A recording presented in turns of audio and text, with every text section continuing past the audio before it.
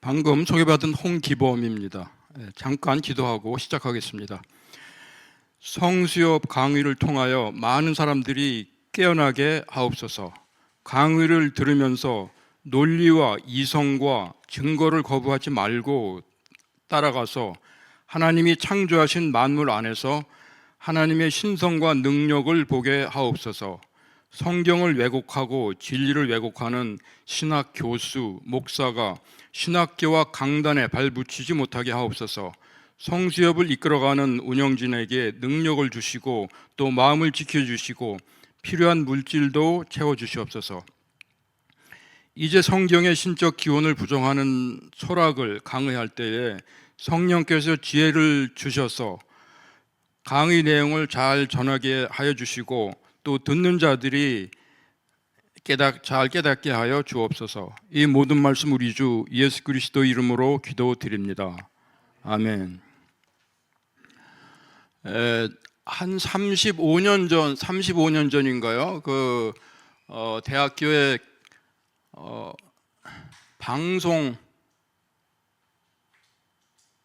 방송통신학과? 신문방송학과에 입학하는 이제 어떤 분이 이제 거의 첫 시간에 이제 교수님이 언론을 얼마나 믿느냐 이제 그 얘기를 하면서 선진국에서는 90%가 선진국 사람들은 한 30%가 언론을 믿고 중진국 사람들은 한 50%, 그다음에 후진국 사람들은 90%가 언론을 신뢰한다. 그런 말을 들었다고 합니다. 이 수치는 저한테 말을 전해준 분도 오래전 일이라 정확한 수치는 아니고요. 뭐 대충 그렇다는 얘기입니다. 그래서 언론이 공정하다. 그거는 소설 같은 이야기죠. 그리고 교과서에 있는 것이 다 옳은 것인가? 또 그렇지가 않습니다. 성경 연구 선교단체에 수련회에 참석했는데 제가 이제 얘기하다가 유신 진화론 이야기가 나왔습니다. 그래서 그분도 신학을 하셨던 분인데 신학 한 분인데 같이 얘기하면서 창조론이 옳으면은 왜 그게 교과서에 안 나오냐 그 얘기를 하는 겁니다. 그래서 교과서가 옳다고 하는 믿음은 잘못된 것입니다. 교과서 중에서도 맞는 것도 있지만 틀린 것도 많습니다. 세상의 영이 세상의 정치, 경제, 학문 분야를 다 지배하고 있기 때문에 교과서가 다 옳은 것이 아닙니다.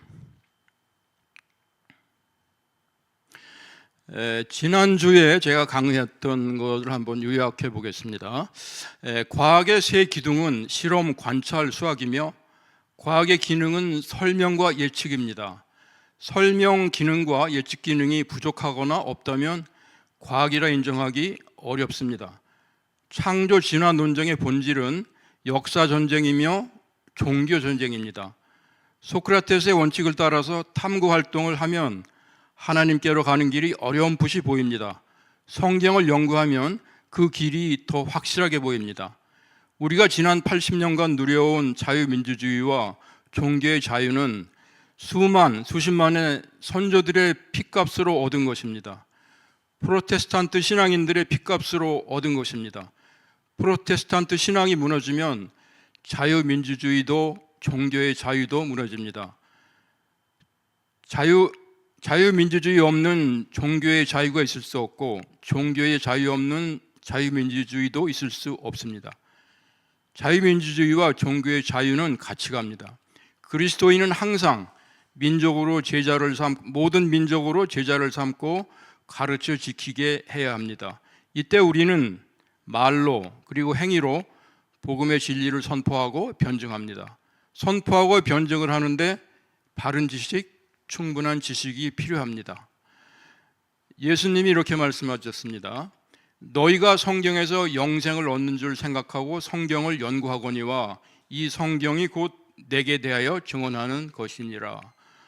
또 이어서 말씀하시기를 그러므로 너희는 가서 모든 민족을 제자로 삼아 아버지와 아들과 성령의 이름으로 세례를 베풀고 내가 너희에게 분부한 모든 것을 가르쳐 지키게 하라. 볼지어다 내가 세상 끝날까지 너희와 항상 함께 있으리라 하시니라. 성경은 사실의 기록인가? 예수님이 물 위를 걸어가셨는데 이거 여러분들 믿으십니까? 이거 믿는데 아무 문제가 없어요.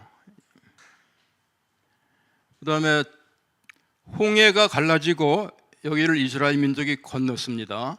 이거 여러분들 믿으십니까? 이거 믿는데 아무 문제가 없습니다. 예수님이 나의 온 인류의 죄를 위해서 십자가에 피 흘리셔 죽으셨다. 이거 여러분들 믿으시죠? 그리스도께서 우리를 위하여 저주를 받은 바 되사 율법의 저주에서 우리를 속량하셨으니 기록된 바 나무에 달린 자마다 저주 아래 있는 자라 하였음이라. 오병이여, 이것도 믿으시죠? 이 믿는데 아무 문제가 없습니다. 그렇게 어렵지가 않아요. 그런데 그 어렵게 생각하는 신학자 목사들이 많은 것 같아요. 토끼도 새김질은 하되 굽이 갈라지지 아니하였으므로 너희에게 부정하고, 요거 믿으십니까? 요거는 사실이냐 사실이 아니냐 문제입니다. 이건 믿음의 문제가 아닙니다. 믿음이 아무리 좋아도 이거 이상한데 이게 토끼가 되새김질을 하다니 이게 무슨 얘기야.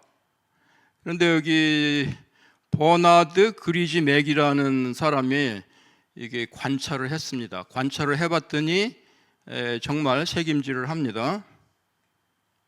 이게 이제 AI에서 뽑은 건데요. 두 가지 똥을 넣습니다. 하나는 이제 버리는 진짜 똥이고 하나는 되새김질을 하는 겁니다. 그래서 되새김질하는 똥은 다시 먹어야 돼요. 그래서 다시 새김질을 합니다. 이것이 그 전에 그 토끼해에 KBS에서 방송도 했어요. 이것은 욥기에 나오는 얘기인데 바다의 샘 이야기가 나옵니다. 바다에 샘이 있습니까? 여기 이제 그 Black Smokers over Factories of the Deep, 여기 그 유튜브에서 검색하면 볼 수 있는데요. 검은 연기 같은 게 올라오고 있죠. 이게 바다의 바닥에서 샘에서 올라오는 겁니다. 이것은 뭐 중금속 같은 것이 이제 올라오는 것인데 이게 바다 밑으로 가면 굉장히 온도가 낮죠. 굉장히 그 압력이 높아가지고 기체도 이제 액체 상태로 존재하고 그러는 것인데 여기 이제 중금속 같은 이제 공장 굴뚝에서 나오는 연기 같죠. 이제 바다샘이 언제 발견했는가 하면 1973년, 1977년. 그럼 그 전에는 왜 발견을 못했느냐?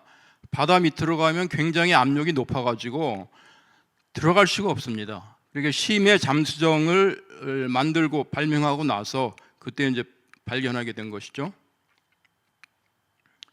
바닷길, 또 바닷길 얘기도 있습니다. 시편 8장 8편 8절에 보면 바닷길 얘기가 있는데 매튜 마울이라는 사람이 실제 연구 조사를 해보니까 바닷길이 있었어요. 그래서 Pathfinder of the Seas, 이제 매튜 마울이한테 이제 이런 명칭을 붙인 거죠. 현대 해양학의 아버지, 바다의 과학자, 뭐 이렇게 그렇게 불렸고 이게 묘비에 또 기록이 돼 있습니다. 그래서 성경 구절 중에서 믿음의 눈으로 보더라도 납득하기 어려운 구절들은 성경이 틀려서가 아니라 우리의 지식이 아직 부족하기 때문입니다. 오늘의 제목인 성경의 신적 기원을 부정하는 철학 세 가지로 성경 비평학, 진화론, 빅뱅, 이 외에도 뭐 성경 그 교회에 침투한 하고 성경의 신적 기원을 부정하는 철학들이 많이 있죠.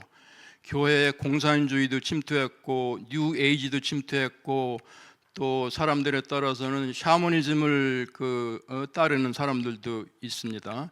그 중에서 이제 그 가장 핵심적이고 영향을 많이 미치는, 신학교에도 영향을 미치는 이 세 가지로 정리를 해봤습니다. 거짓 선지자를 삼가라. 양의 옷을 입고 너희에게 나오나 속에는 노략질하는 일이라. 그들의 열매로 그들을 알지니 가시나무에서 포도를 또는 엉겅퀴에서 무화과를 따겠느냐. 신학자들이나 철학자들, 이분들에 대해서 알려면 우리가 그분의 말과 글을 통해서 알 수 있습니다. 근데 현란한 말과 글로 잘 포장을 하면 이게 분별하기가 굉장히 어렵습니다. 특히 현대 신학자들은 철학적인 용어를 사용하면서 말을 직접적으로 얘기하지 않고 빙빙 돌리고 하기 때문에 이해하기가 굉장히 어렵습니다. 그럼 또 뭘로 판단해야 되느냐? 열매로 판단을 합니다. 그러니까 말과 글과 열매로 판단을 해야 됩니다. 누가 철학과 헛된 속임수로 너희를 사로잡을까 주의하라. 내 백성이 지식이 없으므로 망하는도다. 네가 지식을 버렸으니 나도 너를 버려 내 제사장이 되지 못하게 할 것이요, 네가 내 하나님의 율법을 잊었으니 나도 내 자녀들을 잊어버리리라. 우리가 지식이 있어야 되고 바른 지식, 또 충분한 지식이 있어야지 우리가 미혹에 빠지지 않고 우리 믿음을 지킬 수가 있습니다. 성경 비평, 1670년에 바리오 스피노자가 성경 비평을 시작을 했습니다. 이분이 이제 신학 정치론이라는 책을 발간을 해가지고 모세오경은 모세가 저자가 아니다, 성경은 인간의 문학 작품이다, 이런 주장을 했습니다. 그래서 바리오 스피노자가 성경 비평을 시작한 사람이다, 이렇게 이제 평가를 합니다. 그다음에 진화론은 1859년 찰스 다윈이 종의 기원을 발간해 갖고 이제 본격적으로 진화론을 시작했고요.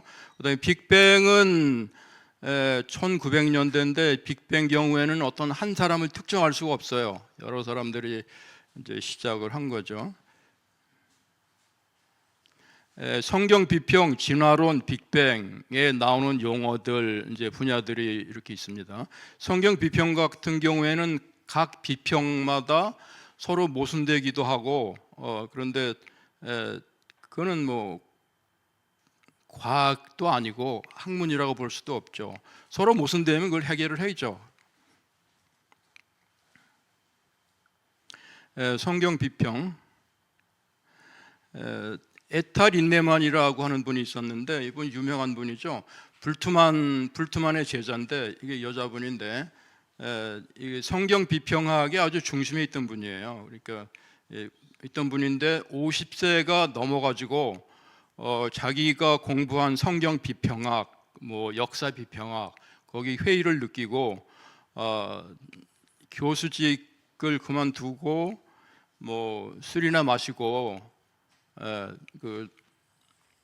그런 가운데 있다가 신실한 그리스도인을 만나가지고 예수님을 영접하고 진정한 그때 진실한 그리스도인이 됐습니다. 그 후에 교수직을 버리고 인도네시아 가서 선교사로 일생을 마쳤는데, 그분이 쓴 책 중에 이제 2권이 한국말로 번역되어 있습니다. 성경 비평학은 과학인가 의견인가, 또 한 권은 성경 비평학은 과학인가 조작인가, 이런 2권의 책이 한국에 번역되어 있는데요. 이게 독일어 원어를 보면 그 위에 이제 독일어 원어가 써 있는데, 그 왼쪽 것은 학문인가 의견인가가 이제 원어의 제목이고요. 그다음에 오른쪽은 성경 비평, 어느 것이 믿을 만한가, 제목은 그렇습니다. 그러니까 여기 과학이라고 독일어로 비센샤프트가 이제 과학이라고 번역했는데, 이것은 과학보다는 학문이라고 번역하는 것이 더 적절한 그 번역입니다.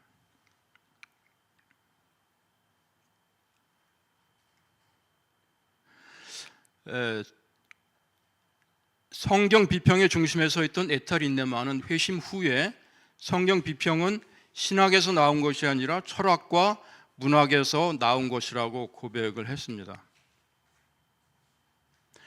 어떤 신학자, 강의에 가서 제가 들은 겁니다. 무신론자가 만든 망원경으로 관측한 결과가 사실인 것처럼 무신론자가 만든 성경 비평학으로 얻은 결과도 사실이다. 이게 적절한 비유는 아닙니다. 망원경하고 성경 비평하고 어떻게 같이 비교를 합니까? 여길 보면 성경 비평학은 누가 만들었다고요? 신학자가 만든 것이 아니고 무신론자가 만든 겁니다. 무신론 철학자가 만든 겁니다. 이거는 새빨간 거짓말이죠. 이게 삼총사와 달단양 그림인데 이것도 이제 AI를 그린 겁니다. 여기 프랑스 왕비 안도 트리슈와 영국 버킹엄 공작 조지 빌리어스의 아름다운 사랑을 지키기 위해 모험을 하는 삼총사입니다. 이 아름다운 사랑 맞습니까? 그런데 이 삼총사 소설을 보거나 드라마를 보거나 영화를 보면서 저런 말도 안 되는 소리를 해. 그게 아니라 이게 아름다운 사랑을 지켜주는 삼총사 얼마나 위대하고 좋은 사람이에요. 이거 보면서 아마 저런 나쁜 것들 그런 사람 별로 없을 거예요. 이게 영화, 연극, 드라마, 소설에 이게 그 마법이 마법. 이 자유주의 신학, 성경 비평학 신학도 그 잘생기고 말 잘하는 그 신학자가 현란한 말로 이렇게 막 그 하면 거기 넘어가기 쉽습니다. 이게 말의 힘이라는 게 굉장하죠. 어떻게 말을 하느냐에 따라 굉장히 다릅니다. 제가 아는 분인데 그분은 5살 때부터 교회에 출석한 분인데 동성애에 대해서 그거는 죄지 이제 이렇게 생각하고 있었는데 한 영화를 봤답니다. 그 동성애자가 이렇게 그 피해 다니고 숨고 그 어려운 그걸 보면서 저 내가 보호해야 될 사람, 불쌍한 사람 이런 생각을 가졌다는 거예요. 그래서 우리가 문학 작품, 연극 드라마 이거 볼 때 굉장히 조심해야 됩니다. 깨어 있지 않으면 거기 넘어갑니다. 이게 이제 에탈 인네만 그 책에 있는 얘기인데요. 여기서 문학이라고 하는 것이 도둑질, 살인, 간음 이것도 저자가 어떻게 이야기를 꾸미냐에 따라 가지고 그 독자가 해볼 만한데, 해보고 싶은데 그런 생각을 하게 된다는 것입니다. 이게 성경 비평학은 과학인가 의견인가 76쪽에 들어있는 겁니다. 성경 비평, 무신론 철학자 바리우 스피노자가 성경은 인간의 문학 작품이다. 모세오경은 모세가 쓴 것이 아니다. 이렇게 주장을 했습니다. 바리우 스피노자가 그래서 에탈 인네만은 바리우 스피노자가 성경 비평을 시작했다. 이렇게 평가를 합니다. 이게 신학 정치론에서 그렇게 주장한 것이죠. 바리우 스피노자는 신학 정치론에서 하나님의 말씀대로 산다는 것은 믿음을 미신으로 변화시키는 것이다. 이에 이의를 제기하는 자는 너무 겁이 많아서 믿을 만한 능력이 없는 것이다. 믿음을 미신으로 변화시키고 하나님 대신에 정의와 잉크를 경배하는 위험에 빠져 있다. 이것도 잘못하면 여기 넘어갈 수 있어요. 그렇지, 우리가 종이와 잉크를 경배하는 거지. 넘어갈 수 있는데 정신 바짝 차리지 않으면 넘어갑니다. 이 비슷한 얘기를 또 누가 했어요. 우종학 교수 많이 아실 텐데 서울대학교 천문학과 교수고 IVF 간사 출신이고 한때는 그 북미 유학생 수양의 코스타의 강사로 활동을 하면서 이제 강의를 했는데 이상한 강의를 하니까 이제 거기서 이제 그 정리를 했죠. 그런데 이분이 잘생겼어요. 젊어요. 서울대학교 교수예요. 사람들이 많이 넘어갈 수 있어요. 이분이 어떻게 얘기했는가 하면 이분은 이제 진화론자, 유신 진화론자인데 본인은 나는 창조론자야.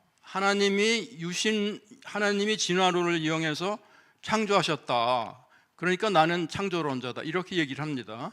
이제 이분이 어떻게 얘기하는가 하면 우리가 믿는 것은 성경을 우상시하는 성경교가 아니라 예수를 믿는 기독교다. 성경의 올바른 이해를 위해서는 해석 작업이 절대로 필요한 것이죠. 이것도 그럴듯하게 들리는데 여기 넘어가면 안 됩니다. 제가 그 20년 동안 다닌 교회인데 거기서 부산 백스코어에서 WCC 대회가 있을 즈음에 어떤 얘기를 하는가 하면 그들 교단의 교인들이 우리 교단으로 계속 옮기기 때문에 WCC를 반대하는 것이다. 그들은 성경을 문자적으로 따르지만 우리는 예수의 정신을 따른다. 예수의 정신을 따른다. 얼마나 멋있는 말이에요. 여기 속아 넘어가면 안 됩니다. 속아 넘어가지 않으려면 바른 지식을 가지고 있어야 되고 충분한 지식을 가지고 있어야 됩니다. 이것은 이제 그 교회에 그 새가족반에서 새가족 양육교제를 다시 만들어보자, 바꿔보자 해갖고 이제 검토했던 것인데 거기 나온 내용입니다. 종교는 자신의 길을 찾는 것입니다. 이 세상에 나와 똑같은 사람은 없습니다. 사람마다 각각의 빛깔을 가지고 있습니다. 종교를 통해 각 사람이 진정한 자신의 모습을 발견하고 그 빛깔을 드러낼 때 아름다운 세상이 이루어집니다. 참조 성경 구절은 마태복음 5장 13절 16절. 마태복음 5장 13절 16절이 어떤 내용일까요? 요거 다음에 나오겠습니다. 종교는 자신의 길을 찾는 것입니다. 기독교는 하나님이 창조하신 인간의 원형을 회복하게 합니다. 구원. 기독교인은 예수님에게서 그 길을 발견하고 따라가는 사람들입니다. 종교를 통해 인간은 내가 누구이며 어떻게 살아야 하는지를 발견하게 됩니다. 참 종교인은 단지 마음의 위안이나 환경의 변화, 질병의 치유를 바라는 차원을 넘어 존재의 변화, 재발견을 통해 새로운 삶, 자유로운 삶을 사는 사람들입니다. 이거 얼마나 아름답고 좋습니까? 여기 또 잘못하면 넘어갑니다. 참조 성경 구절 마태복음 5장 13절 16절이 무슨 내용입니까? 너희는 세상의 소금이 되라. 너희는 세상의 빛이 되라. 방금 우리가 읽어본 거하고 이 성경 구절하고 어느 정도 뭐 합치가 되나요? 전혀 그렇지 않습니다. 제가 이제 그 교회를 떠났는데 왜 떠났느냐? 그 신학자를 본인이 직접 설교하지 않고 신학 교수, 신학자를 불러가지고 예배 시간에 WCC 아무 문제 없다. 천주교? 뭐 우리와 같다. 그래서 이제 떠났습니다. 제가 떠난 후에 또 신학 교수를 불러가지고 진화론이 맞다. 교회 청년들한테 진화론을 제대로 가르쳐 놔야지 그 청년들이 교회를 떠나지 않는다. 이렇게 얘기했습니다. 그리고 그 후에 이제 달마야 놀자를 보여주고서 여기서 하나님의 뜻을 찾아봅시다. 달마야 놀자에 하나님의 뜻이 있나요? 네.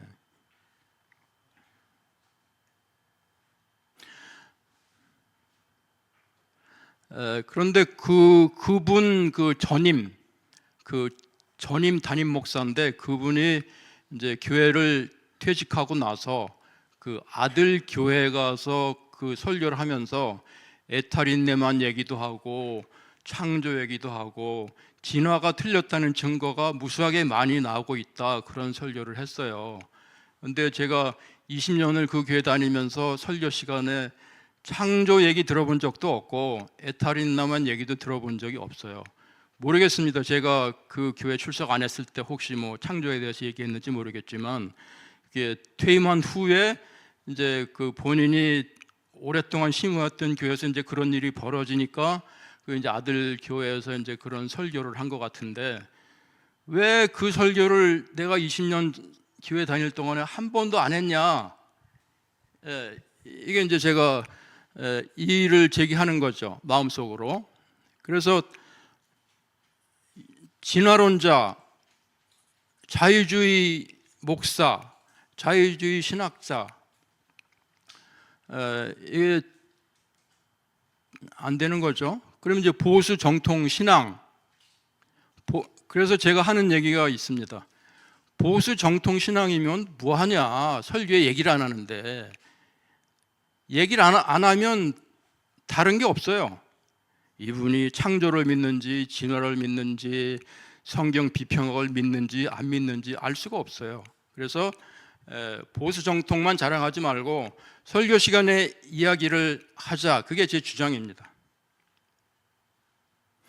무신론 철학자 임마누엘 칸트, 유명한 분이죠. 이분은 이제 종교의 기능은 도덕이다 이렇게 얘기했는데, 순수 이성 비판에서는 신의 존재를 증명할 수도 반박할 수도 없다. 그렇지만 실천 이성 비판에서는 도덕적 삶을 위해서는 신이 존재한다고 가정해야 된다. 신이 필요하다 이렇게 얘기를 했습니다.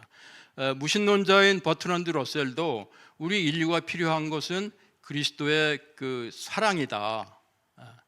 기독교는 인정하지 않았지만, 신은 인정하지 않았지만 우리 세상에서는 그리스도적인 사랑이 필요하다 이렇게 얘기를 했습니다. 오래전에 중국 그 사회과학원, 제가 지난주에 강의한 내용을 따르자면 사회과학원보다는 사회철학원, 이게 더 적절한 표현입니다. 그래서 사회과학원에서 여러 사람의 그 연구원들이 한국에 와가지고 한 활동 중에 하나가 그겁니다. 기독교 정신을 배우자. 기독교 정신을 배우자. 중국의 경제 발전 모델이 박정희 모델인데, 한국에서 그 경제 발전을 하면서 왜 사회 분란, 혼란이 없이 잘 넘어갔느냐? 그거 기독교 정신이다. 그래서 이제 한국에 가서 기독교 정신을 배워보자. 그렇게 왔습니다. 근데 중국은 뭐 다 아시다시피 기독교를 뭐 이렇게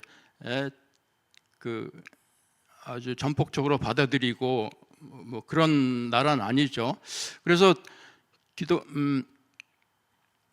기독교 정신을 왜 배우려고 하느냐? 그 말씀드렸고, 그런데 기독교 정신을 배우는데 예수님 빼고 기독교 정신만 우리가 필요하다 이렇게 하는데, 예수님이 빠진 기독교 정신이 제대로 작동할 수 있을까요? 근데 그분들은 아마 그럴 거라고 생각하는 모양이에요. 그다음에 이제 자유주의 신학자 프리드리 슐라이어 마허, 이제 이분 아주 유명한 분이죠. 신앙은 절대자에 대한 절대 의동 감정이다. 이제 이분은 이제 자유주의 신학의 아버지다 이렇게 이제 칭함을 받는 분인데, 여기 아돌프 폰 하르나크, 비렐름 헤르만, 요 두 분도 이제 자유주의 신학자죠. 아돌프 폰 하르나크하고 비렐름 헤르만은 칼바르트가 아주 추종했던 그 자유주의 신학자입니다. 신정통주의는 이게 정통을 가장한 자유주의다. 저는 이렇게 봅니다. 정통주의 신학자들 가운데 이해하기 쉬운 분도 있고 이해하기 어려운 분도 있어요. 루돌프 불트만은 아까 얘기한 그 에타린네만의 스승이었죠. 이분은 이제 성경을 비신화화한다. 해야지 성경의 메시지를 우리가 제대로 이해할 수 있다. 이게 쉬워요. 루돌프 불트만, 이 사람 안 되겠네. 이렇게 이제 간단히 말할 수가 있는데, 그래서 그분이 쓴 저서만 봐도 신약 성서와 신화가 없는 종교, 뭐 이것만 봐도 이분을 따르면 안 되겠구나. 여기 이제 간단히 답을 얻을 수가 있는데, 칼바르트 경우에는 좀 이게 쉽지가 않습니다. 1911년에서 1921년 사이에 칼바르트의 아버지가 목사였죠. 신학 교수, 할아버지가 목사, 이제 이런 분인데, 칼바르트는 이제 자유주의 신학을 공부하고 자유주의 목사, 그다음에 그 스위스의 자펜빌이라는 곳에 가서 편물공 55명을 조직화해서 그 공장장하고 이렇게 투쟁도 하게 하고 이제 이런 활동을 했어요. 그래서 설교에서도 사회주의 정신의 실천을 하나님 나라 운동과 동일시하는 설교를 했고, 그래서 자펜빌에 사는 이제 특히 기업가들은 어떻게 평가하겠어요? 칼바르트는 레드 패스터다, 그런 이제 불렀죠. 우리말로 하면 무슨 얘기입니까? 빨갱이 목사다, 이제 이런 얘기죠. 현재하고 그 당시는 이제 공산주의에 대한, 오늘날에는 이제 그 소련이 멸망해서 공산주의가 이게 실제로 실험을 해보니까 안 되는구나, 이런 생각이 있지만 1910년, 20년대는 뭐 그 아직 실험하기 전이죠. 그래서 그 당시에 레드 패스터하고 오늘날의 레드 패스터는 질적으로 다르게 평가할 수밖에 없습니다. 그 다음에 이제 그 칼바르트가 그 자기가 존경하던 스승인 빌헬름 헤르만, 아돌프 하르낙, 그분들이 세계 1차 대전 당시에 그때 황제가 전쟁 일으키는 것을 찬성했던 것에 이제 그 분노해가지고 자유주의를 떠났습니다. 자유주의가 문제가 있구나, 이제 떠났죠. 그래서 자유주의를 신학을 포기하고 신정통주의 신학을 이제 정립하게 되는데, 여기서 보면은 그 93인 성명서에 아돌프 하르낙 이런 분들의 이제 사인을 한 거죠. 그다음에 1919년에 여기 독일어로 돼 있는데 우리말로는 로마서 또는 로마서 강해로 돼 있어요. 그래서 어떤 출판사에서 누가 번역했냐에 따라서 로마서 또는 로마서 강해로 이제 번역 제목을 붙였습니다.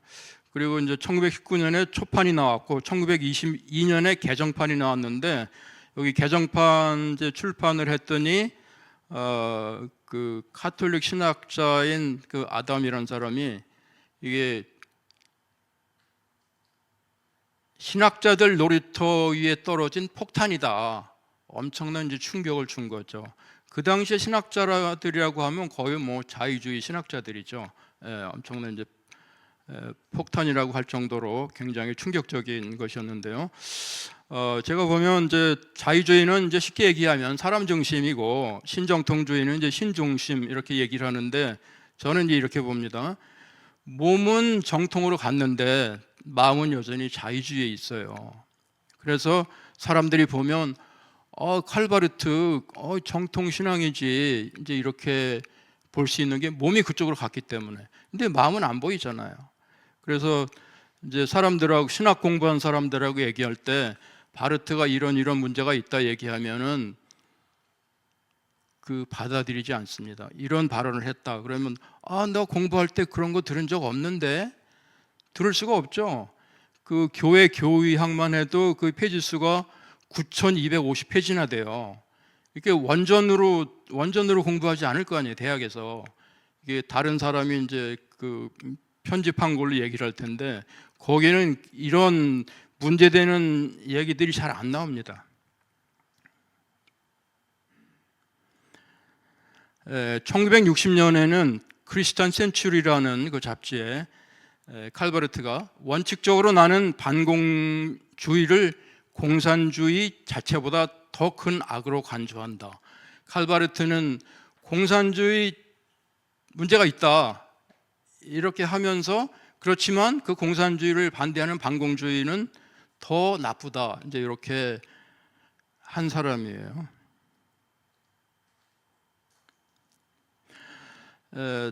예수 그리스도의 부활 사건이 역사적으로 발생했다는 사실에 대해서 아무런 증거도 없고 어떤 증거가 있을 수도 없고 있어서도 안 된다는 것이 분명하다.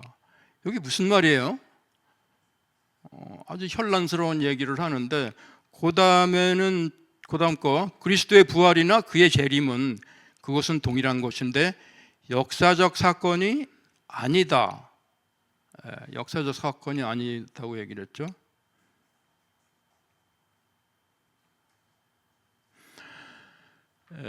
부활은 역사 안에서 일어난 한 사건이다. 그러나 부활은 도무지 역사상의 사건이 아니다.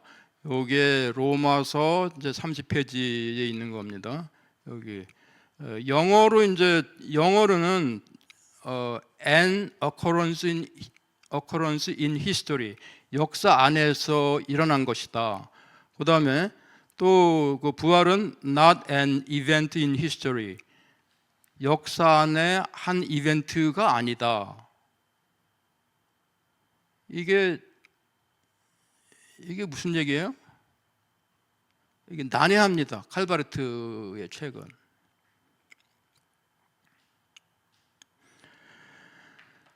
여기 그 독일어가 있는데요. 그 노란색으로 된 부분에 보면 그 우리말에서는 이제 다 역사로 번역이 되어 있는데 동일어는 앞에 있는 역사는 게시히테, 두 번째 있는 역사는 히스토리시스. 이건 역사의라는 이제 그 형용사죠. 그래서 이게 다른 우리말로는 똑같은 역사로 번역하지만 독일어는 달라요. 영어로 히스토리라고 똑같이 번역하지만 독일어는 다릅니다. 그래서 여기 게시히테는 진짜로 일어난 사건이다. 그런데 히스토리는 아니다. 히스토리는 인간이 연구하고 이렇게 그 인식할 수 있는 그런 거지, 게시히테에서 일어난 사건은 우리가 연구해서 알 수가 없다. 이런 겁니다. 1962년에 칼바르트가 프린스턴 신학대학에 가서 강연을 했는데 학생 하나가 손을 들고 물어봤습니다. 박사님, 예수님의 부활이 그 뉴욕타임스 신문 기자가 취재할 수 있는 그런 종류의 사건인가요? 이제 이 학생은 칼바르트의 사상을 알았기 때문에 이런 식으로 구체적으로 물어봤겠죠. 그렇게 질문했더니 그거는 그렇지 않다. 아니다. 그렇게 아주 얘기했다고 합니다. 그래서 부활은 초역사적인 사건이다. 여기서 초역사적인 사건이라고 하는 건 초역사가 여기서 독일어의 괴시테, 그러니까 다른 용어를 써가지고 이렇게 혼란스럽게 합니다. 그래서 여기 괴시테하고 히스토리, 괴시테는 하나님의 구속사적 사건이다, 초역사다. 히스토리는 인간의 역사, 또 취재 가능하다. 괴시테는 취재가 가능하지 않죠. 그리스 철학에서 플라톤이 예지계와 현상계, 예지계는 뭐 이데아의 세계 그렇게 얘기를 하죠. 영어로는 intelligible world, sensible world. 이게 예지계는 뭐 초월적 영역이고 현상계는 물질적 영역이다. 예지계라고 하는 것은 이데아의 세계 하면은 나비가 있으면은 이 지상에 있는 것들은 뭐 불완전하죠 다. 그래서 이상적인 나비는 이데아의 세계에 있습니다. 이데아의 세계에 있는 나비를 우리가 관찰할 수 있을까요? 관찰 못합니다. 이게 예지계예요. 실제로 있지만 관찰할 수 없다. 이게 예지계입니다. 그러면 괴시히테에서 일어난 사건, 이건 분명한 사실이고 분명히 있었던 것인데 인간의 역사, 히스토리에서는 알 수가 없다. 그래서 이게 예지계와 현상계, 이건 공간적인 구분이죠. 이 공간적인 것을 갖다가 시간적인 영역으로 바꿔갖고 칼바르트가 이렇게 게시테하고 히스토리 이렇게 시간적인 걸로 이렇게 그 개념을 바꿔서 받아들였다. 이것이 이제 어떤 유명한 신학자가 이렇게 추측을 했다 그래요. 왜 추측일까요? 칼바르트가 내가 그렇게 했다 하는 말을 한 번도 한 적이 없기 때문에 그렇게 추측을 한 거죠. 저도 그렇게 추측을 합니다. 본 해퍼, 유명한 분이죠. 그 히틀러에 항거하다가 이게 죽은 사람인데 그 얼마나 그 영웅스럽고 존경할 만합니까? 그렇지만 이 세상에서 존경스럽고 영웅적인 행동을 했다 그래서 그분을 따를 수 있는 것은 아니죠. 그래서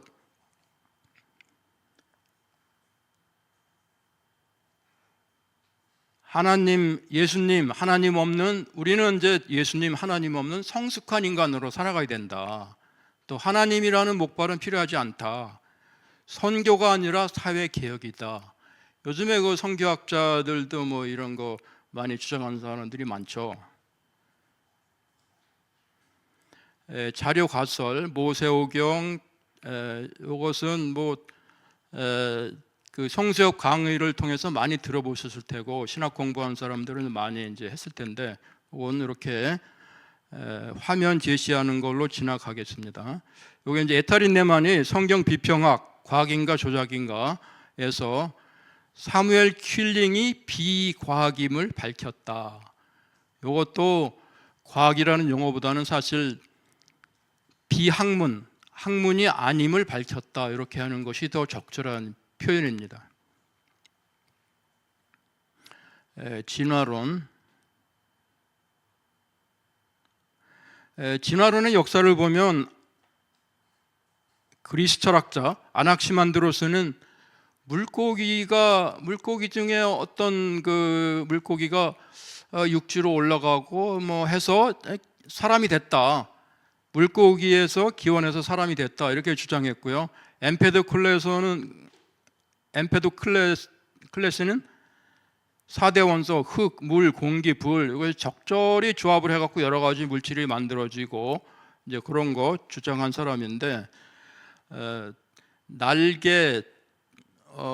날개만 만들어져 갖고 막 돌아다니고 뭐 다리만 만들어져 갖고 돌아다니고 머리만 만들어져 갖고 그런 기관들이 몸 기관들이 돌아다니다가 서로 결합해서 이제 어떤 그 동물이 되고 그다음에 이제 자연 선택과 적자 생존을 통하고 또 안정적인 번식 체계가 완성된 것이다. 이렇게 이제 주장을 했습니다.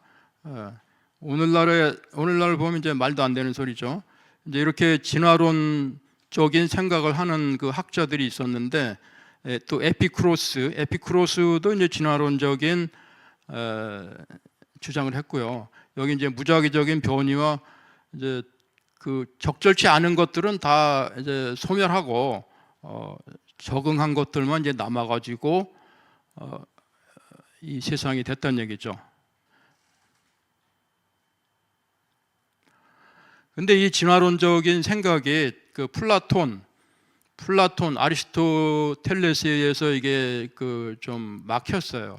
플라톤은 이데아론 또 종의 불변 이걸 주장했습니다. 아까 얘기한 것처럼 플라톤은 예지계와 현상계 이렇게 구분해서 얘기를 했고 그다음에 아리스토텔레스 뭐 목적론과 자연의 계단이라는 것이 뭔가 하면 여기 아리스토텔레스의 자연의 계단 여기 이제 계단이 쭉 있는데 맨 아래 계단에서부터 보면 무생물, 뭐 광물 그런 게 있고 그다음에 식물, 그다음에 이제 동물의 계단이 있는데요. 동물의 계단을 보면 하등 동물로부터 고등 동물까지 이렇게 쭉 그 계단을 이루고 있고 맨 위에 사람이 있죠. 그래서 식물은 성장과 영양을 섭취해서 성장과 번식을 하고 동물은 여기 성장 번식에다가 더해서 감각. 그 다음에 인간은 성장, 번식, 감각에 더해서 이성. 점점 이제 고등 단계로 높아지는 거죠. 이게 이제 아리스토텔레스의 자연의 계단입니다. 그러다가 이것이 점점 발전해가지고 서양에서 존재의 대사슬이라는 이제 개념이 발생하는데요. 이게 이제 존재의 대사슬은 맨 아래가 지옥, 그다음에 광물, 그 위에 단계가 식물, 그 위에가 동물, 그다음에 인간, 그다음에 천사, 그다음에 신. 이렇게 구조 계급으로 돼 있다는 겁니다. 사실처럼. 그래서 이것은 존재의 대사슬 개념은 어떤 기능을 했느냐, 이게 신분제와 계급이죠. 그래서 자신의 신분이나 계급에서 벗어나려는 시도는 우주의 사슬을 끊으려는 위험한 반역이다. 그 다음에 낙관주의와 최선설, 여기 존재가 겪는 결핍이나 고통은 우주 전체의 완벽한 조화를 위해 어쩔 수 없이 존재해야만 하는 필연적인 부분이다. 이게 신으로부터 시작해서 점점 아래로 내려올수록 점점 불완전해지죠. 불완전도가 점점 심해지죠. 그래서 여기에 악도 존재하고 고통도 존재하게 되는데 이것이 필연적이다. 이게 낙관주의, 또 최선설 이렇게 얘기하는데요. 그다음에 이제 자연의 영속성과 종의 불변. 종은 이 존재의 대사슬 개념에 의하면 종은 변하지 않습니다. 100년이 지나건 200년이 지나건 고정불변입니다. 그다음에 이제 인간의 이중성과 소우주 사상, 인간 내부에도 이렇게 그 물질로부터 하나님까지 이렇게 모든 그 소우주가 다 들어있다는 이제 사상입니다. 이제 이걸 다시 그려봤어요. 이제 그 왼쪽에 그 사슬이 있죠, 사슬. 사슬 하나 빼면 어떻게 될까요? 망가져 버려요. 사슬 하나. 그리고 사슬과 사슬 사이에는 겹치는 부분이 있어요. 그래서 여기 광물, 식물, 동물, 인간, 천사, 신 위로 쭉 올라가면서 광물하고 식물 사이에 이제 연속적으로 이렇게 배치되어 있지만 여기 그 같은 점이 있어요. 연속성. 광물하고 식물의 같은 점, 그다음에 식물하고 동물과 같은 점, 동물하고 인간의 같은 점, 인간하고 천사의 같은 점, 이렇게 같은 점들이 있습니다.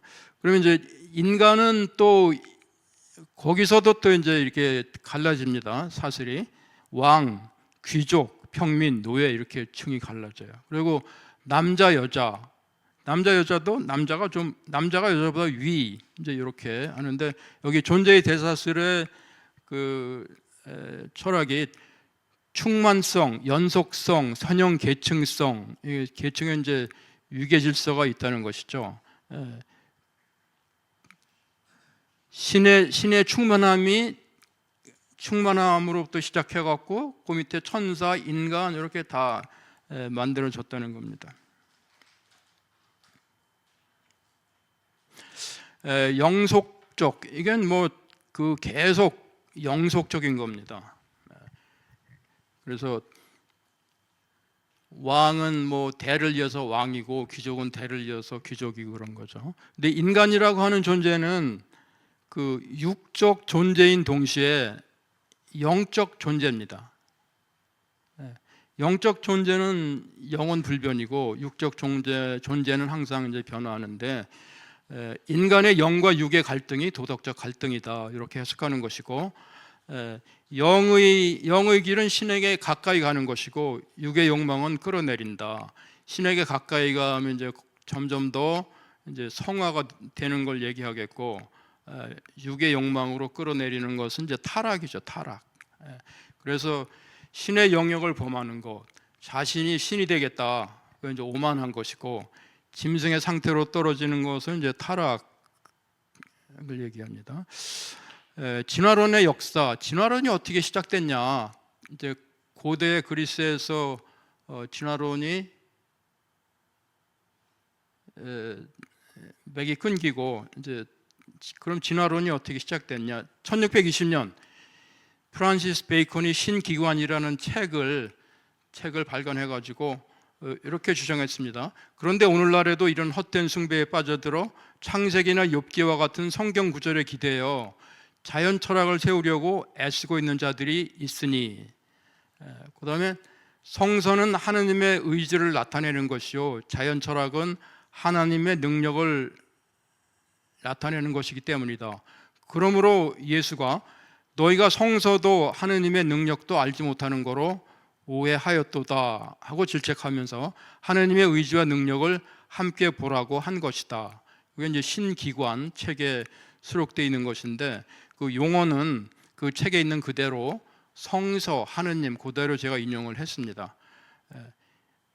프란시스 베이컨이 이렇게 얘기한 것은 결국 뭔가 하면 창조, 홍수, 또 원 역사라고 하는 그것들을 학문 영역에서 배제해야 된다, 이런 주장입니다. 그 다음에 바리우 스피노자 1670년에 신학 정치론이라는 책을 발간했는데 그 책에 이제 이렇게 말합니다. 철학의 목적은 진리와 인식이며 종교의 목적은 경건한 행위 또는 순종이다. 그 다음에 사고의 표현의 자유를 위한 수단으로 철학과 종교의 분리를 주장했습니다. 철학은 이제 학문을 얘기하는 것이고 종교는 이제 서양에서 종교라고 하면 기독교니까 기독교를 얘기하는 것이죠. 그래서 이것도 학문 영역에서 성경을 배제해야 된다, 이겁니다.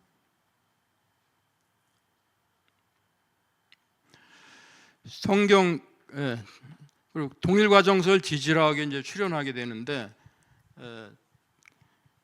그리고 그 존재의 대사슬 개념이 영구불변한 이게 대사슬 개념이 언제부터 변하기 시작하는가 하면 18세기 중반 무렵부터 이게 변합니다. 이거는 존재의 대사슬은 영구불변한 것이 아니고 시간에 따라서 변한다. 아래에서 위로. 이제 그 당시에 과학의 발전 또 산업혁명 여러 가지가 일어나면서 이건 영구불변이 아니고 변하는 거다. 시간에 따라 변하는 것이다. 이제 이런 개념이 들어오면서 이게 무너지기 시작을 합니다. 그래서 이제 동일 과정성을 지질학, 니콜라스 스테노가 1699년에 지층 누중의 법칙을 이제 발표를 했는데, 지난 시간에 말씀드린 것처럼 지층 누중의 법칙은 그 관찰, 지층이 만들어지는 것을 관찰해야 되는데 지층이 이미 만들어진 다음에 구경을 하고 이게 법칙을 만들었어요. 그러니까 이게 과학적인 방법은 아니죠. 그다음에 이제 이게 어렵기 때문에 윌리엄 스미스가 그 쉽게 풀이해서 이제 그 법칙의 대중화를 이끌었고, 또 이제 제임스 허튼이라는 사람은 이제 동일 과정설 지질학 이제 이런 거를 만들었는데, 동일 과정설 지질학은 100년 전이나 200년 전이나 1000년 전이나 똑같이 눈 오고 비 오고 홍수 나고 이제 그런 과정이 되풀이된다는 것입니다. 이것은 뭔가 하면 노아 홍수와 같은 그 격변적인 사건을 부정하는 겁니다. 그다음에 이제 그 제임스 허튼이 쓴 책도 또 어려웠어요. 그래서 동일 과정설 지질학을 그 존 플레이페어가 좀 그 쉽게 풀이해서 이제 대중화하는 데 성공했고, 그다음에 찰스 라이엘이라는 사람이 1830년부터 33년까지 지질학 원리 3권을 써가지고 이게 동일 과정설 지질학을 완성을 한 사람이죠. 그래서 지질학이 격번설 지질학에서 동일 과정설 지질학으로 변했습니다. 이 동일 과정설 지질학이 만들어지기 전에는 노아 홍수 이제 그 중심으로 해서 격변설 지질학을 지배하고 있었는데, 이게 이제 동일 과정설 지질학으로 바뀐 겁니다. 동일 과정설 지질학은 노아 홍수를 부정하는 지질학이죠. 진화론 문학, 에라스무스 다윈은 찰스 다윈의 할아버지고 의사인데, 이분이 The Temple of Nature, 자연의 신전이라는 책에서 이게 시를 많이 썼어요. 의학적인 내용, 생명에 대한 내용, 동식물에 대한 내용, 그런 시를 많이 썼는데, 이것을 이제 번역해 보면 여기 노란 글씨로 된 부분만 보겠습니다. 원시 동굴 속에서 따스한 햇살의 양분을 받으며 저 유기 생명체가 바다 물결 아래에서 시작되었노라. 여기 어디서 많이 들어본 것 아닙니까? 여기에 찰스 다윈이 1859년에 진화론을 발표하기 전에 쓰여진 시예요. 에라스무스 다윈만 이런 활동을 한 것은 아닙니다. 알프레드 테니슨, 로버트 브라우닝, 로버트 체임버스, 이 사람들도 다 진화론적인 시, 문학 작품을 썼어요. 그러니까 찰스 다윈이 종의 기원을 발표하기 전에. 그래서 우주에 대한 그 진화론적인 개념, 생명체에 대한 진화론적인 개념, 이 사람들이 이제 문학, 그 시나 뭐 산문 등을 통해서 발표를 했습니다. 그러니까 이 사람들이 찰스 다윈의 진화론을 이제 그 선구자적인 그런 역할을 한 것이죠. 마이클 루스라는 사람이 이 사람 진화론자인데 Darwinism as Religion, 종교로서의 진화론, 이 책을 냈습니다. 그 부제를 보면 여기 진화에 대해서 우리에게 말하는 문학 작품들이 우리에게 말하는 것, 이렇게 이제 좀 제가 진화를 노래하는 문학 작품이다 이렇게 했습니다. 그러니까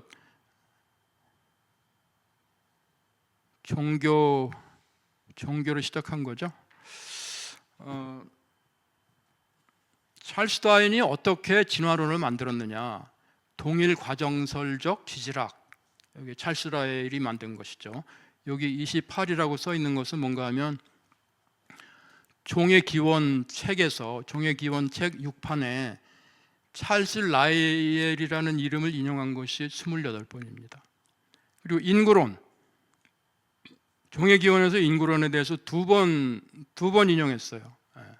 그리고 품종 개량, 종의 기원이라는 책에 보면 품종 개량에 대해서 여기 개, 비둘기, 그다음에 다른 이제 동물들에 대해서 굉장히 많이 그 품종 개량에 대한 얘기를 써놨는데, 이 당시에 영국에서, 유럽에서 품종 개량이 요즘으로 하면 이 당시에 첨단 산업이죠.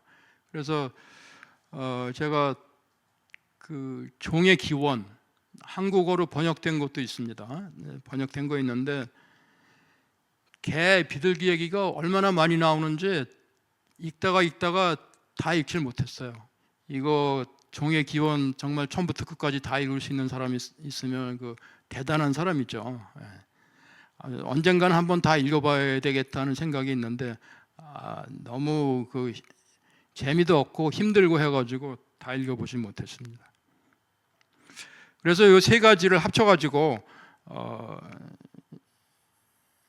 찰스 다윈은 이제 진화론을 주장하는 종의 기원을 썼습니다.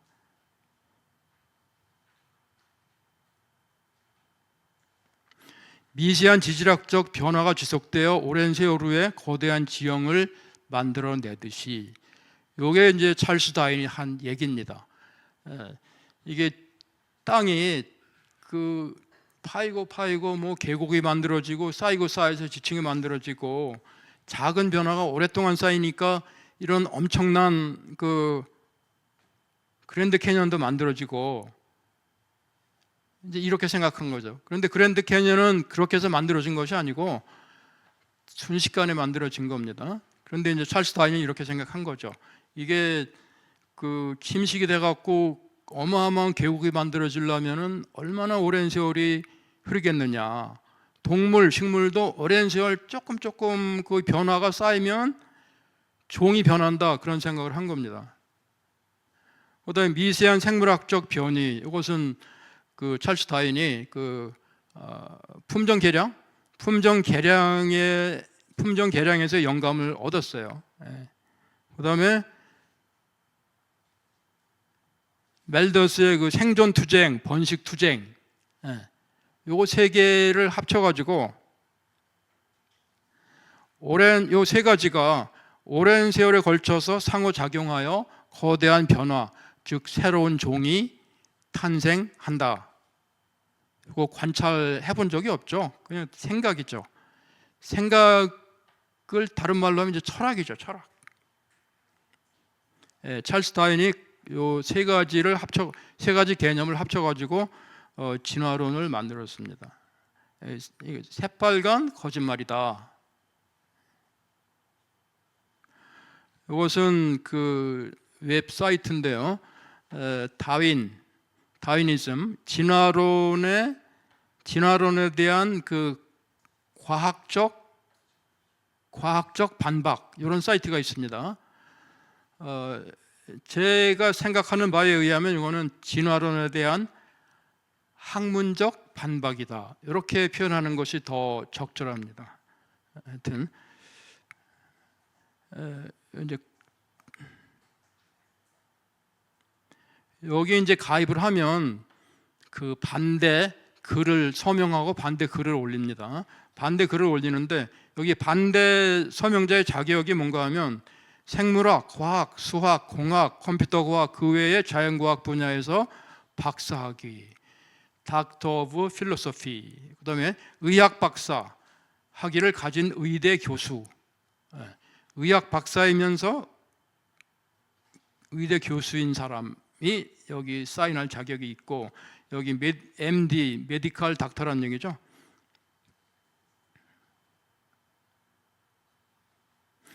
여기 바이올라 대학교 생명과학 연구소 소장이면서 분자생물학계 맥스웰 비지팅 교수, 이 사람이 올린 글입니다. 어떤 과학자도 다윈의 메커니즘이 어떻게 생명의 복잡성을 만들어낼 수 있는지 보여주지 못하기 때문에 모든 과학자는 회의적인 태도를 가져야 한다. 대부분의 과학자가 이를 인정하려 하지 않는다는 사실은 과학적 담론에 미치는 동료 압박의 건강하지 못한 영향을 여실히 드러낸다. 여기 이제 동료 압박은 peer pressure를 이제 번역한 거죠. 어제 현재 여기 서명한 사람이 1124명입니다. 여기 아주대학교 교수가 2사람 들어있고 고려대학교 교수 1사람이 들어있어요. 확인해 보면 거기 서명자 명단도 PDF 파일로 우리가 다운받을 수 있게 해놨어요. 여기 이제 현직만 사인할 수 있어요.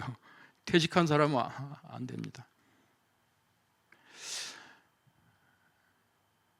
진화론은 거짓말이다. 캠브리아기 대폭발의 비밀. 이제 여기에 지금 요거 동영상 잠깐 볼 수 있을까요? 여기에.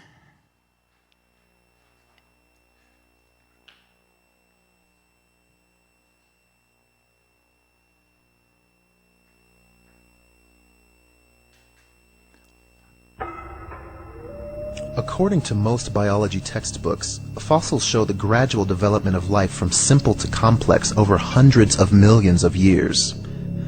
But a growing number of scientists say that this textbook story is incomplete and even misleading because it ignores an extraordinary event in the history of life known as the Cambrian explosion.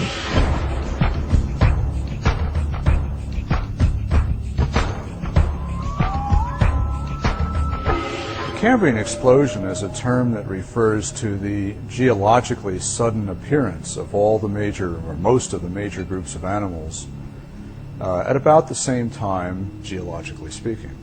Most geologists date the Cambrian explosion at 530 to 520 million years ago.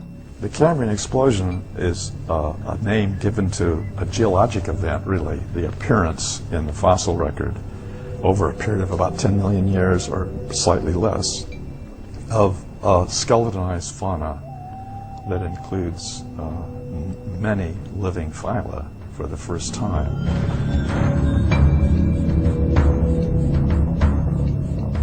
Animals with similar body plans are grouped together to form various phyla. Indeed, if you look at the tree of life, you can infer that nearly or all living phyla had evolved by the end of the explosion period. The Cambrian explosion has been called life's Big Bang, or at least animals' Big Bang, because in the Cambrian explosion, most of the major forms of animals appear very suddenly in a geological sense.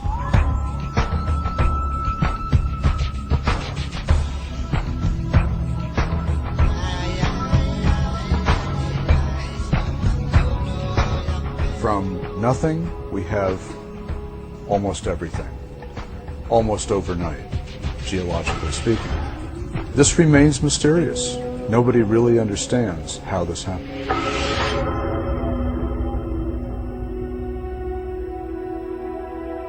The explosion is real in the sense that the fossils are real. There they are. Explaining it, however, is controversial.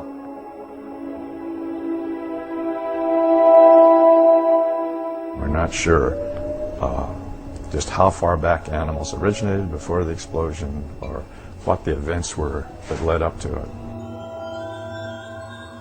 In Darwin's theory, if you think of the branching tree, Darwin's branching tree, the common ancestor down here and the different modern forms of animals up here, you would have one form to begin with, and then it would gradually diverge into slightly different forms and more different until you get the major differences that we see now. The problem with the Cambrian explosion is that all these major differences appear together at the same time, with no fossil evidence that they descended from this common ancestor.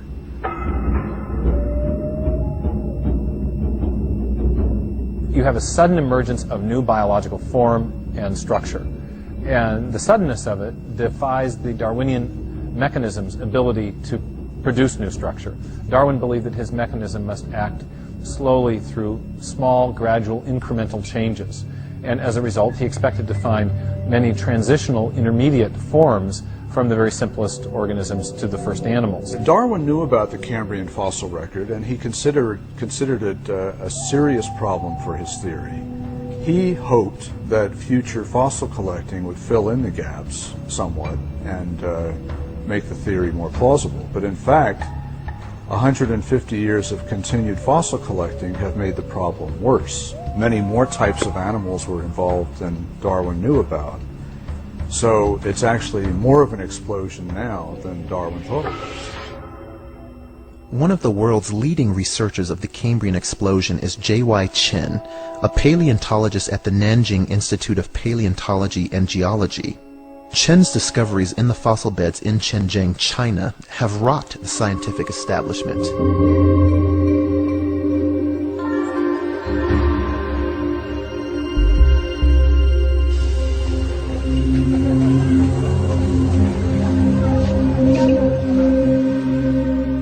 Located in the province of Yunnan in southern China, Shenzhen has some of the world's best preserved fossils from the Cambrian era. Darwinism has maybe only telling a part story for evolution. According to Chen, the fossils he's found turn upside down Darwin's tree of life. Darwin's tree reverse concept very unexpectedly. Our research is convincing major phyla starting down below at beginning of Cambrian. Base is wide, gradually narrow, so this is almost turned on different way.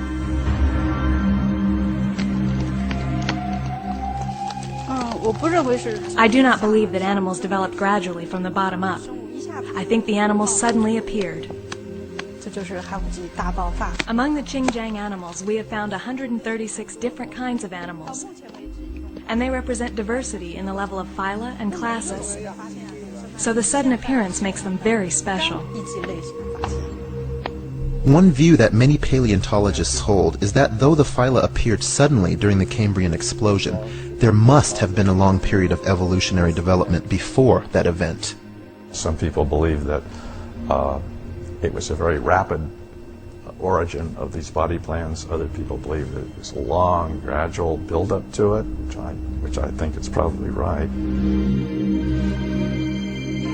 But there must have been a prehistory in which it started at the bottom and worked up to the phyla.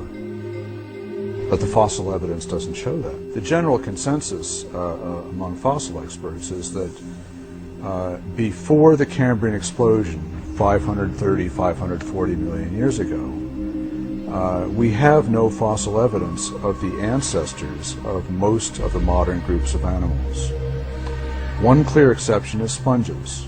We do have fossil sponges from before the Cambrian explosion.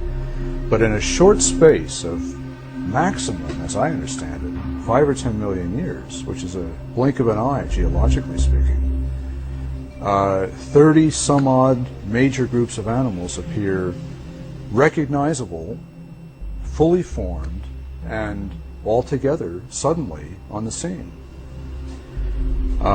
This is completely contrary to Darwin's theory. It's not a branching tree, it's more like a lawn with everything sprouting up on its own.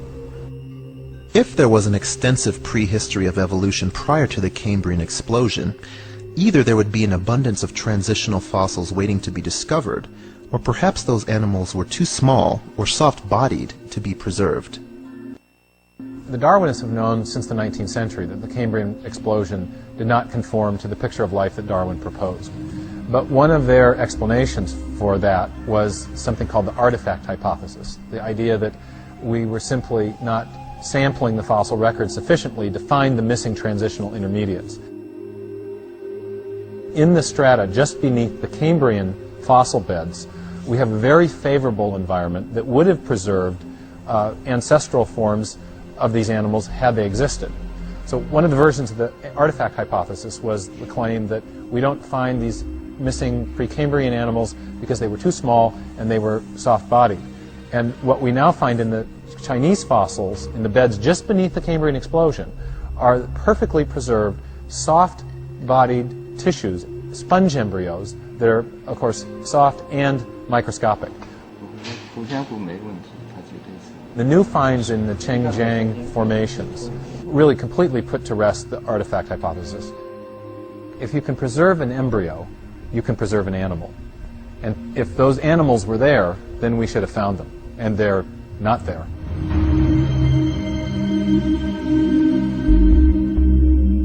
Other defenders of Darwin's theory argue that random mutations in a special set of genes, called Hox genes, are responsible for dramatically speeding up the evolutionary process during the Cambrian period.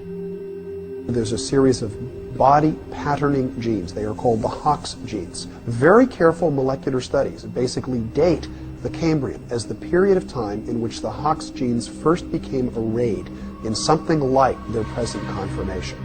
And what this suggests is that the explosion of diversity results from the first organization of these genes in this pattern, which then provided a toolkit which could allow evolution to produce much greater variety in body shape and size and organization than could ever have existed before.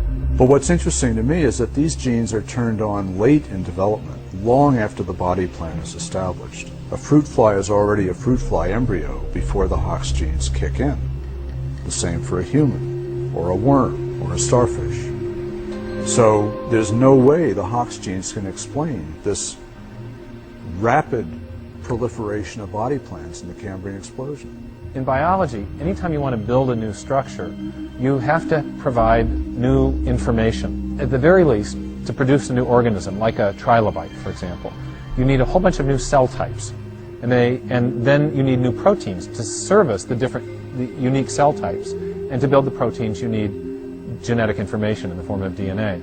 And the big question that the Cambrian explosion poses is, where does all that new information come from? Where does the new information come from needed to build those proteins, to service those new cell types, to build these fundamentally new forms of animals? And the Darwinians are really at a loss to answer that question. It's a sudden emergence of a huge amount of new information, and it really defies the capacity of the natural selection mutation mechanism to produce all that information. So it's really a grave difficulty. This is not a minor anomaly.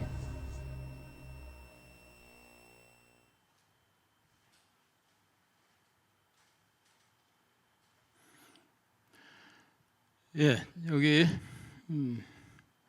진화론은 거짓말이다. 캠브리아기 대폭발의 비밀. 여기서 이분이 그 버클리 대학교 분자 세포 생물학 교수인데 결론. 어떠한 화석 기록도 공통 조상으로부터 나타났음을 증거하지 못한다. 이것이 사실입니다. 빅뱅 우주론. 여기서 빅뱅 우주론은 이제 본질적이고 구체적인 것은 제가 얘기하지 않고요. 단편적인 사실 몇 가지만 보고 넘어가겠습니다. 빅뱅 우주론을 반대하는 과학자들의 공개서한 뉴 사이언티스트지에 실린 건데요. 여기 2024년 5월 22일부터 28일까지 서명을 한 겁니다. 그래서 결론이 빅뱅 이론은 근본적인 결함이 있다. 빅뱅 이론의 지배적 권위는 과학적 방법보다는 연구비 지원 덕분이다. 학자들은 연구비를 따라갈 수밖에 없어요. 그래서 요즘에 대학교 총장이 하는 그 주요 역할이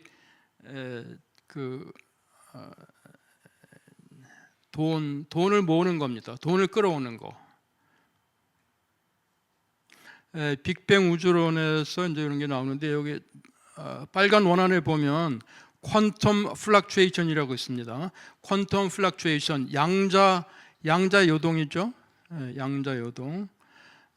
양자 요동 또는 뭐 양자 역학적 요동에 의해서 물질이 생겨납니다. 아무것도 없었는데.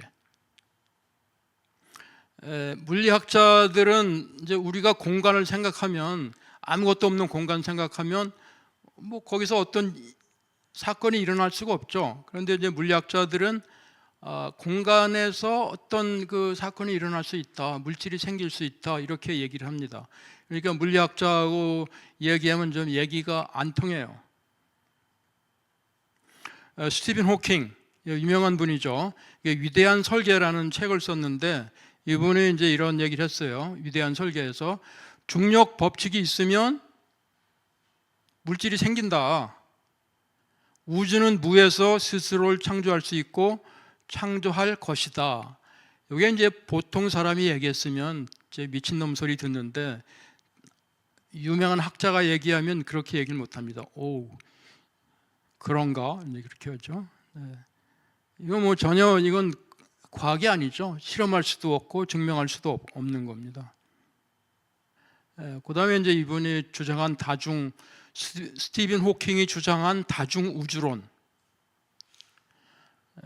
다중우주론은 뭔가 하면 냄비에다 물을 끓이면 그 기포, 그 물방울이 많이 올라와서 많이 없어지고 오랫동안 남아있는 것도 있고, 그런데 이제 우주도 이렇다는 겁니다. 우주도 수많은 우주가 생겼다가 없어지는 것도 있지만 그 중에 남아가지고 이렇게 남는 것이 있는데, 우리가 사는 우주 중에 이제 그 수많은 우주 중에 하나인데 그게 이제 잘 남고 또 인간이 살아갈 수 있는 좋은 조건도 되고, 이게 굉장한 행운인 거죠. 이게 이제 다중우주론인데, 다중우주론은 고대 그리스 철학자인 데모크리토스도 주장을 했습니다. 데모크리토스는 다양한 크기와 다양한 특성을 갖는 수많은 우주를 생각했고, 해와 달이 없는 우주, 생명체가 없는 우주, 물이 없는 우주, 전성기를 향해 가는 우주, 쇠퇴기에 접어든 우주 등 다양한 우주가 있다고 주장을 했습니다. 이것은 뭐 전혀 과학이 아니고 그냥 철학이죠. 생각으로 하는 얘기죠. 스티븐 호킹의 이제 위대한 설계에서 우리의 우주와 그곳의 법칙들은 우리를 지탱하기 위해서 맞춤형으로 설계된 것처럼 보인다. 우리가 존재하려면 그 설계를 변경할 여지는 거의 없을 듯하다. 이것은 쉽게 설명되지 않는 행운이다. 그러므로 자연스럽게 이런 질문이 제기된다. 왜 이런 행운이 존재하게 되었을까? 205쪽. 이게 이 사람들이 이제 우연이라는 걸로 다 설명을 하죠. 그래서 태초에 하나님이 천지를 창조하시니라. 태초에 우연히 물질이 생기니라. 이게 진화는 저절로 물질이 생기는 것에서부터 시작합니다. 빅뱅이죠. 그 다음에 물질에서 생명이 탄생하고 생명이 점점 진화해서 인간까지 이렇게 진화를 하고,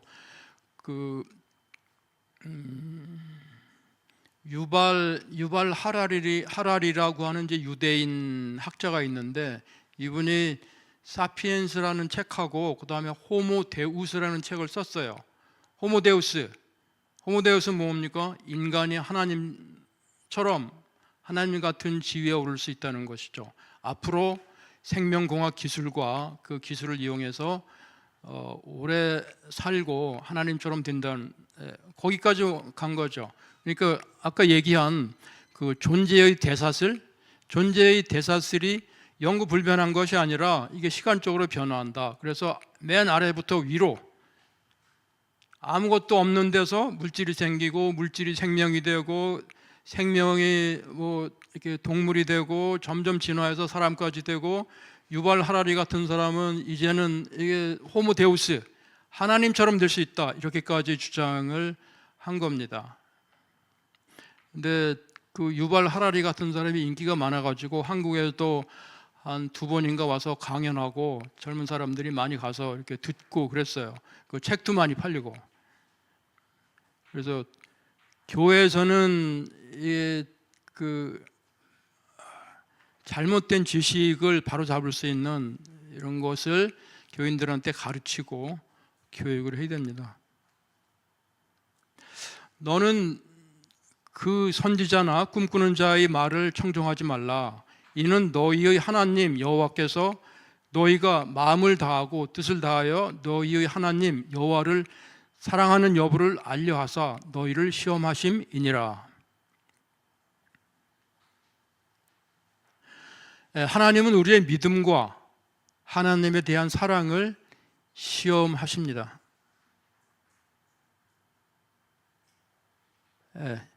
감사합니다. 여기서 강의를 마치겠습니다. 제가 기도하고 끝나겠습니다. 진화를 믿으면서도 자신을 창조론자라고 말하는 자칭 그리스도인 학자들이 많이 있습니다. 기독교 세계관 운동을 하는 사람들 가운데도 진화론자들이 있습니다. 성도들로 하여금 분별력을 갖게 하여 주시옵소서. 하나님이 진화를 이용하여 창조하셨음을 믿기 때문에 자신을 창조론자라고 말하는 말장난을 그치게 하옵소서. 기독교 성결교에서 유신 진화를 이단으로 규정하였습니다. 다른 교단들도 따르게 하여 주시고 성경의 신적 교훈을 부정하는 철학 사상과 인본주의 사상을 신학교로부터 추방하여 주시옵소서. 이 모든 말씀 우리 주 예수 그리스도 이름으로 기도드립니다. 아멘.